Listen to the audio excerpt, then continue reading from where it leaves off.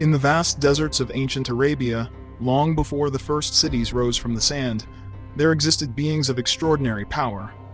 Creatures neither angel nor human, fashioned not from clay or light, but from smokeless fire. These were the Jinn, entities whose existence would shape the spiritual landscape of millions, and whose stories would echo through centuries of human civilization. Before we embark on this exploration of one of the most misunderstood beings in religious history, if you find value in these deep dives into ancient lore and theological mysteries, consider subscribing to support our journey through the world's most fascinating spiritual traditions. The word Jinn did not originate with the Qur'an or Islam. Long before Prophet Muhammad received revelation in the 7th century CE, the Arabian Peninsula teemed with beliefs about supernatural beings called Jinn. These pre-Islamic concepts, however, differed significantly from the systematic theology that Islam would later establish. In the Jahiliyyah period, which means the age of ignorance before Islam, Arabs held complex and often contradictory beliefs about Jinn. These beings featured prominently in poetry, tribal legends, and daily life across the Arabian Peninsula. Classical Arabic poetry referenced Jinn as mysterious desert dwellers who could inspire poets, mislead travelers, and inhabit wild places. The pre-Islamic Arabs believed Jinn were spirits of the desert and wilderness, beings who possessed powers beyond human comprehension, but whose nature remained ambiguous and poorly defined. Unlike the later Islamic understanding, these Jinn had no clear origin story, no defined purpose, and no explicit relationship to a supreme deity. They simply existed as part of the natural or supernatural order of things. Different Arab tribes held varying beliefs about Jinn. Some considered them minor deities or nature spirits worthy of appeasement or even worship. Archaeological evidence and historical texts indicated that certain Arabian tribes made offerings to Jinn, seeking their favor or attempting to ward off their harm. This practice represented a form of polytheism that Islam would explicitly condemn. Pre-Islamic poetry described Jinn as shapeshifters who could appear as animals, particularly black dogs, snakes, or desert creatures. They were credited with causing madness in humans.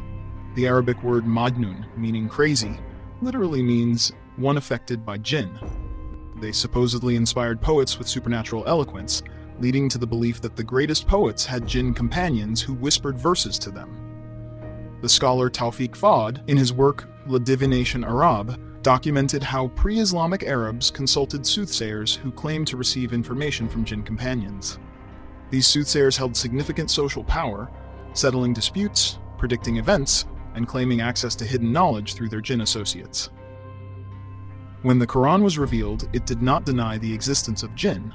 Instead, Islam fundamentally redefined what Jinn were, where they came from, and what their relationship to humanity and God entailed. The Qur'an established the fundamental origin of the Jinn with remarkable clarity. In Surah Ar-Rahman verse 15, "And he created the Jinn from a smokeless flame of fire." This was revolutionary. Pre-Islamic beliefs offered no clear creation narrative for Jinn, they simply existed. Islam placed them firmly within the cosmological order as creatures of God, removing any ambiguity about their status as created beings, rather than eternal spirits or minor deities. The smokeless fire was not ordinary fire, not the flames that consumed wood or the infernos that destroyed. The Arabic term used was marb min nar, often translated as smokeless fire or pure flame. This description held profound significance. Fire represented energy, transformation, and volatility, characteristics that would define the Jinn's nature. The smokelessness suggested purity of origin, a primordial element untainted by corruption at the moment of creation. It was a substance entirely different from the clay that would later form humanity and the light from which angels were fashioned. Some early Islamic scholars understood marriage to mean the mixing of different types of fire: red fire, yellow fire, green fire, and white fire, all blended into the essence from which Jinn were created. Others, like Ibn Abbas, one of the Prophet's companions renowned for his knowledge of Quranic interpretation, explained that it referred specifically to the tongue of flame, the most intense and pure part of fire. The Jinn were not created simultaneously with other beings, but preceded humanity by a vast expanse of time. Ibn Masud, another prominent companion of Prophet Muhammad, reported in traditions recorded by Ibn Jarir al-Tabari in his Tariq al-Rusul wal-Muluk that the Jinn were created 2,000 years before Adam. Some narrations extended this period even further, suggesting they inhabited the earth for ages uncounted before the first human. During this period, the Jinn established their own civilizations upon the earth. They were not the first beings Allah created, angels existed before them, but they were the first conscious beings with free will to inhabit the physical earth. Al-Tabari's historical chronicles preserve traditions indicating that the Jinn built cities, cultivated lands, and developed their own societies completely independent of human or angelic influence. Islamic traditions differed on whether all Jinn descended from a single progenitor or were created as multiple beings simultaneously. The most widely held position, supported by numerous classical scholars, maintained that the Jinn had a father figure comparable to Adam for humanity, though his name varied in different sources. Some traditions, recorded by al-Qurtubi, mentioned this original Jinn as being named Al-Jann, from whom all Jinn descended. This figure was said to have been created directly by Allah from the smokeless fire, and from him emerged the various tribes and categories of Jinn that would populate the earth. Iblis, the primary devil in Islam, is said to have descended from this lineage. The Qur'an explicitly identified Iblis as one of the Jinn in Surah Al-Kahf, verse 50. And when we said to the angels, "Prostrate to Adam," and they prostrated except for Iblis. He was of the Jinn and departed from the command of his Lord. This verse definitively established Iblis's nature as Jinn, not a fallen angel as some non-Islamic traditions claimed. The Jinn did not long maintain harmony. Long before Adam's creation, the Jinn who inhabited the earth fell into conflict and corruption. Various Islamic historical sources preserve traditions describing wars among the Jinn that devastated the earth. These conflicts grew so severe and the bloodshed so extensive that Allah sent angels to restore order. The angels descended upon the earth and drove the rebellious Jinn into remote islands, distant mountains, and the depths of the seas. This was not merely an act of punishment, but one of practical containment. By dispersing the Jinn to remote and isolated regions, the angels ensured that they could not regroup, rebuild their corrupt civilizations, or sustain the organized power structures that had once enabled their widespread bloodshed. This dispersal continues to serve its purpose to this day, preventing any return to their former dominance. This angelic intervention demonstrated that, even before humanity's first sin, free will had already introduced corruption into creation. The physical composition of Jinn remained partially mysterious, as befitted beings of the unseen realm. However, Islamic texts provided certain details. The Jinn's bodies were composed of fire in a way that allowed them to exist in both material and immaterial states. They were not bound by the same physical limitations as solid matter. Al-Suyuti, in his work Al-Habaik fi Akhbar al-Malaik, discussed how Jinn bodies could transition between states, solidifying to interact with the physical world or becoming ethereal to pass through barriers. This fire-based composition explained their ability to move with tremendous speed, as fire moves faster than solid or liquid matter. They could change their forms, appearing as animals, humans, or monstrous apparitions. Classical Islamic texts describe Jinn taking the shapes of serpents, black dogs, and sometimes beautiful humans to interact with or deceive people. The heat intrinsic to their nature meant that Jinn gravitated toward warm places and were most active during hot periods. Classical texts noted that Jinn often inhabited deserts, volcanoes, and underground caverns where heat accumulated. While some hadith literature indicated that Jinn ate and drank, they did not require the same foods as humans. Traditions recorded in Sahih Muslim mention that Jinn requested permission from Prophet Muhammad to take bones and animal dung for their sustenance. The Prophet explained that any bone upon which Allah's name had been mentioned would become meat for the Jinn, while dung would become fodder for their animals. Al-Qazwini, in his 13th century cosmological work, documented the belief that Jinn could see humans while remaining invisible themselves, giving them a considerable advantage in their interactions with mankind. They lived in a parallel dimension, occupying the same physical space as humans, but beyond normal perception. The Jinn were not a monolithic entity, but rather comprised distinct tribes and categories, each with different characteristics and powers. Islamic demonology, as preserved in various medieval texts, classified Jinn into several types. The Ifrit represented one of the most powerful and rebellious among them, beings of terrible strength often associated with fire and destruction. In the Quranic story, Prophet Solomon wanted to bring the Queen of Sheba's throne to him. An Ifrit volunteered for this task and said he could retrieve it before Solomon finished his council session and stood up from his seat. This demonstrated the extraordinary speed and strength of the Ifrit. The Merid were Jinn of even greater power, often depicted as the most arrogant and difficult to control. They were the giants of the Jinn world, possessing strength that could reshape landscapes. The Ghul were shape-shifting Jinn that haunted lonely places, particularly graveyards and deserts, preying upon unwary travelers. These creatures appeared in pre-Islamic Arabian folklore and continued into Islamic tradition as a category of malevolent Jinn. The Sialat were female Jinn known for their cunning and seductive powers, while the Qareen represented a unique classification. The personal companion Jinn that Islamic tradition held was assigned to every human being.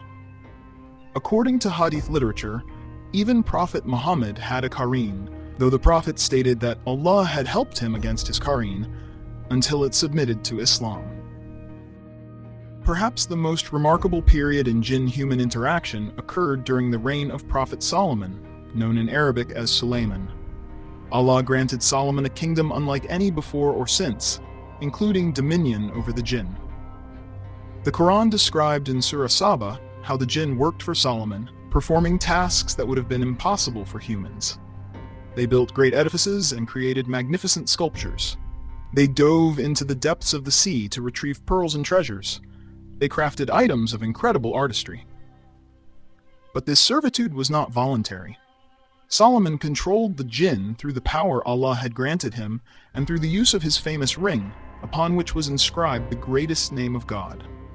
Classical texts like the Qisas al-Anbiya expanded upon this, describing how Solomon could imprison rebellious Jinn who refused to work. Those who attempted to escape or disobeyed were bound in chains and imprisoned in bottles or sealed vessels, cast into the sea or buried deep in the earth. One legend told of how the Jinn attempted to deceive Solomon by accessing forbidden knowledge. They sought to learn sorcery and black magic, claiming it came from Solomon's reign. However, the Quran explicitly denied this in Surah Al-Baqarah, verse 102, stating that Solomon did not practice magic and that it was actually demons who taught people sorcery, deceiving them. When Solomon died, the Jinn's bondage continued for a time because his death remained unknown. The Quran narrated in Surah Saba, verse 14, that Solomon died while leaning on his staff, and the Jinn continued their labor, unaware of his passing. Only when a creature of the earth, interpreted by scholars as a termite or woodworm, ate through his staff and his body fell, did the Jinn realize their master had died. This revealed that the Jinn, despite their supernatural abilities, did not possess knowledge of the unseen. Pre-Islamic Arabs feared the Ghul that haunted deserts and graveyards, luring travelers to their deaths by appearing as loved ones or fellow travelers, then transforming into monstrous forms to attack. These creatures could appear as beautiful women to seduce men into abandoning their caravans, or as wounded travelers to draw compassionate people into dangerous isolation. Hadith literature confirmed ghouls as a real category of jinn. Sahih Muslim, Book 35, recorded that the Prophet's companions asked him about ghouls, and he confirmed their existence but stated that if anyone pronounced the call to prayer, the ghoul would flee. Arabian and later Islamic tradition held that jinn often guarded buried treasures, either because they valued the wealth themselves or because they had been bound to protect it through magical means. Legends describe travelers or treasure seekers encountering terrifying jinn who appeared as monstrous guardians when anyone approached hidden caches of gold, jewels, or ancient artifacts. These legends had some basis in Islamic teaching. The Prophet warned against seeking out treasures or buried wealth, partly because such places often housed jinn. The attraction of jinn to ruins and buried places meant that treasure hunting brought humans into direct contact with beings who might be hostile, deceptive, or simply territorial about locations they had claimed. Since Jinn could not easily use human currency or goods, scholars debated why they would guard such items. Some suggested they valued the aesthetic beauty of precious objects. Others proposed that powerful Jinn claimed treasures simply to prevent humans from obtaining them, exercising a form of dominance over resources they themselves didn't need. The abilities attributed to Jinn in Islamic texts were formidable. They possessed strength far exceeding humans, with accounts describing single Jinn carrying enormous loads or moving massive objects. Their speed allowed them to travel the world in moments. Medieval scholar al-Damiri, in his 14th century work Hayat al-Hayawan, compiled various traditions about Jinn abilities, noting their capacity to possess humans, whisper suggestions and temptations, and cause physical and mental illnesses. Yet for all their power, Jinn faced significant limitations that distinguished them from the godlike beings pre-Islamic Arabs had imagined. Their greatest vulnerability was their complete lack of access to al-Ghaib, which is the absolute unseen known only to Allah. While they could observe and remember things humans could not, make educated guesses about future events based on their long lifespans and swift movement, they fundamentally could not perceive true divine knowledge or change divine decree. Before the revelation of the Qur'an, some Jinn had attempted to overcome this limitation by eavesdropping on angelic conversations in the lower heavens, stealing fragments of knowledge about future events. This stolen information formed the basis of pre-Islamic fortune-telling, where soothsayers claimed their Jinn companions provided them with predictions. However, Surah al-Jinn, verses 8-9, revealed, "And we have sought to reach the heaven, but found it filled with powerful guards and burning flames. And we used to sit therein in positions for hearing, but whoever listens now will find a burning flame lying in wait for him." After the Qur'an's revelation, the heavens were barred to eavesdropping Jinn, exposing the fraudulent nature of fortune-tellers who claimed Jinn-sourced predictions. Any accurate guesses they made were merely educated speculation, observations of present circumstances, or outright deceptions mixed with occasional coincidental truth to maintain credibility, never genuine knowledge of the unseen. The most dramatic proof of Jinn ignorance came in Surah Saba, verse 14, through Solomon's death. When Solomon died while leaning on his staff, the Jinn serving him continued their labor, completely unaware their master had passed. Only when a creature of the earth ate through his staff and his body fell did the Jinn realize what had happened. If Jinn truly possessed knowledge of the unseen, they would have known immediately of Solomon's death. Beyond their ignorance of divine secrets, Jinn could not create life or truly alter the fundamental laws of nature established by Allah. Their shape-shifting was transformation of their own form or clever illusion, not the creation of new beings. Their strength, while immense, operated within the physical laws governing creation.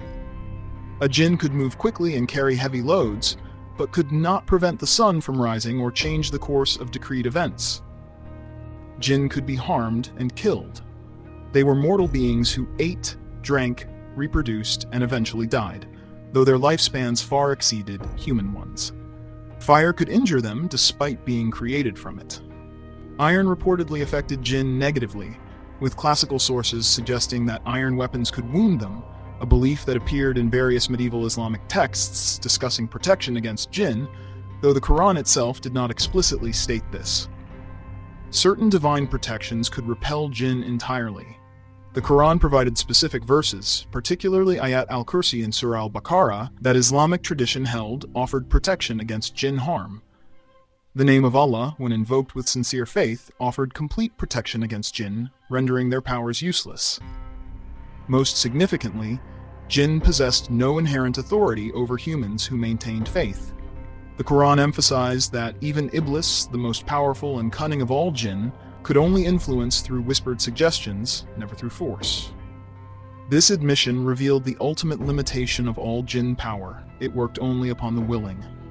No Jinn, regardless of strength or cunning, could compel a believing soul that sought refuge in Allah.